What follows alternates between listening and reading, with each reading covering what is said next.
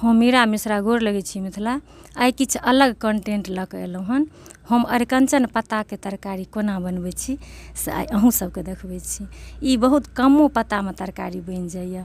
अहाँके गमलोमे 10टा पात रहत तऽ एक साँझक तरकारी बनि जायत। तऽ एहिमे हम की सब दऽ रहल छियै से अहाँ सब देख रहल छियै।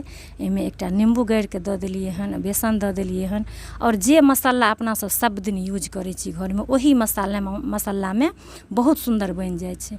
नमक, हल्दी, धनिया, मरचाइ, प्याज, लहसुन अपना हिसाबसँ, मतलब कोनो ताम झाम नहि। जे मसाला अपना सब दिन खाइ छी तऽ ओहीमे बनि जाइ छै। तऽ इहो एकटा बहुत नीक बात भेलै। तऽ हम अहिनाके बनबै छी, किएकि धियापुता सब बहुत प्रेमसँ खा लेत।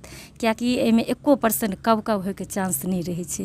किएकि नेम्बू दऽ कऽ एकरा पकौड़ी बना लै छियै, फेन तऽ नेम्बू दऽ देने रहै छियै तऽ बच्चो सबके नीक लगै छै। तऽ हम तऽ अहिनाके बनबै छी। के सब एनाके बनबै छी से कमेंट करब।